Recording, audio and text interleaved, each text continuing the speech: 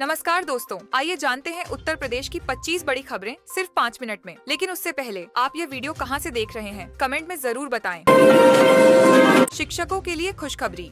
अब UP board में copy जांचने पर मिलेगा ज्यादा पैसा। यूपी बोर्ड में लगे शिक्षकों और कर्मचारियों के लिए खुशखबरी है। माध्यमिक शिक्षा परिषद उत्तर प्रदेश ने हाई स्कूल व इंटर परीक्षाओं में परीक्षा केंद्र, मूल्यांकन केंद्र व संकलन केंद्रों पर कार्य करने वाले प्रधानाचार्य, शिक्षकों, तृतीय व चतुर्थ श्रेणी कर्मचारियों के पारिश्रमिक के दरों में वृद्धि की है। पारिश्रमिक दर में यह बदलाव हुआ है। निर्धारित किए गए नए पारिश्रमिक दर के मुताबिक हाई स्कूल की एक उत्तर पुस्तिका जांचने पर अब 11 की जगह 7-12 रुपये और इंटर की जांचने पर 13 की जगह 15 रुपये मिलेंगे। चौधरी चरण सिंह विश्वविद्यालय में यूजी पीजी मुख्य परीक्षाएं सोमवार से।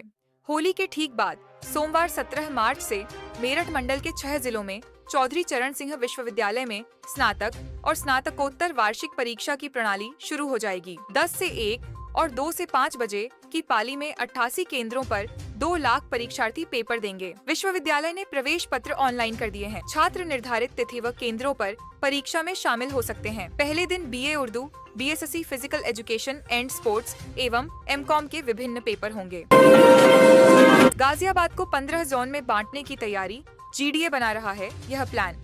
गाजियाबाद के जीडीए क्षेत्र में 15 जोन बनाकर विकास को रफ्तार देने की तैयारी है। वर्तमान में प्राधिकरण क्षेत्र 8 जोन में बंटा हुआ है। नए जोन बनाने के लिए सलाहकार नियुक्त किया जाएगा, जिसकी प्रक्रिया जल्द चल रही है। जल्द ही सलाहकार नियुक्त होगा, जिससे शहर में विकास कार्य कराने में आसानी होगी। गाजियाबाद विकास प्राधिकरण का वर्तमान दायरा 184 गांव की 3889 हेक्टेयर जमीन पर फैला हुआ है।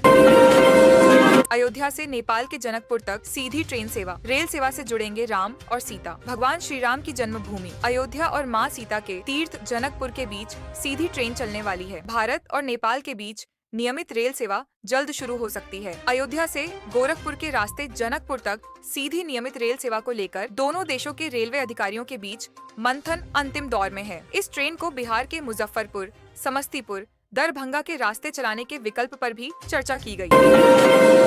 रामनगरी में हिंदुओं के होली खेलने के बाद मुस्लिमों ने पढ़ी जुम्मे की नमाज। रामनगरी अयोध्या में हिंदू समुदाय ने जब होली खेल ली, तब दोपहर 2 बजे के बाद मुस्लिम समुदाय ने जिले की मस्जिदों में जुम्मे की नमाज पढ़ी और मुल्क के अमन चैन के लिए दुआ मांगी। नमाज पढ़ने के बाद रोजेदार शादाब अहमद ने कहा कि इंतजाम कमेटी का आदेश हुआ था कि होली के दिन शुक्रवार को रमजान के जुमे की नमाज का समय आगे बढ़ा दिया जाए, इसलिए शहर के साथ पूरे जिले की मस्जिदों में नमाज का समय दोपहर 2 बजे के बाद कर दिया गया। बीएसएनएल ने शुरू की IFTV सर्विस। फ्री में देख पाएंगे 500 से ज्यादा लाइव टीवी चैनल। आगरा में भारत संचार निगम लिमिटेड ने उपभोक्ताओं को होली पर बड़ा तोहफा दिया। बीएसएनएल ने आगरा में इंटरनेट प्रोटोकॉल आधारित IFTV सेवा शुरू की है। इसमें 650 टीवी चैनल और 18 OTT फ्री दिए जाएंगे, जिनमें 300 प्रीमियम चैनल भी हैं। तारघर परिसर में बीएसएनएल के प्रधान महाप्रबंधक श्याम सिंह ने बताया कि पहली बार बीएसएनएल ने सस्ती केबल टीवी और OTT प्लेटफॉर्म सेवा शुरू कर दी है। 69,000 शिक्षक भर्ती में नियुक्ति की मांग को लेकर आरक्षित वर्ग के अभ्यर्थियों का धरना इको गार्डन में जारी है। धरना स्थल पर मौजूद अभ्यर्थियों ने शुक्रवार को होली पर उपवास रखा। धरना स्थल पर मौजूद अभ्यर्थियों ने कहा कि 69,000 शिक्षक भर्ती मामले में प्रदेश की सरकार शुरू से ही हीला हवाली करती रही। इस वजह से यह मामला सुप्रीम कोर्ट में चला गया और वहां भी सरकार अपना पक्ष रखने से दूर भागती है।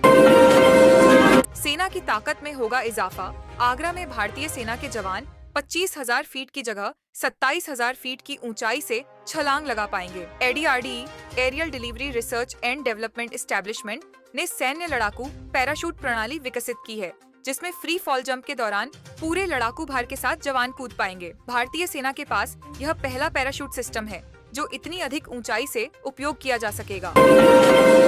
इस यूनिवर्सिटी को अब नहीं मिलेंगे $800 मिलियन, 2000 से ज्यादा नौकरियां जाएंगी। जॉन्स हॉपकिंस विश्वविद्यालय ने गुरुवार को घोषणा की है कि वह संयुक्त राज्य अमेरिका और अंतर्राष्ट्रीय स्तर पर 2000 से अधिक नौकरियों में कटौती करेगा। यूनिवर्सिटी ने यह फैसला तब लिया जब राष्ट्रपति डोनाल्ड ट्रंप के प्रशासन ने संस्थान को पहले आवंटित $800 मिलियन की अनुमानित राशि को रद्द कर दिया।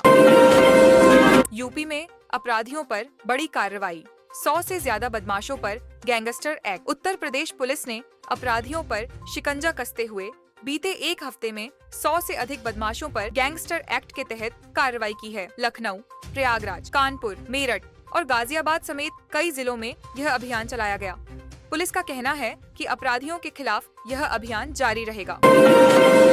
कानपुर में मेट्रो का ट्रायल रन सफल, जल्द शुरू होगी आम जनता के लिए सेवा। कानपुर मेट्रो के ट्रायल रन को सफलता मिली है। शहर में मेट्रो संचालन की सभी तकनीकी जांचें पूरी कर ली गई हैं। यूपी मेट्रो रेल कॉरपोरेशन के अधिकारियों का कहना है कि जल्द ही इसे आम जनता के लिए खोल दिया जाएगा। इससे शहर के यातायात में सुधार होगा और लोगों को बेहतर परिवहन सुविधा मिलेगी।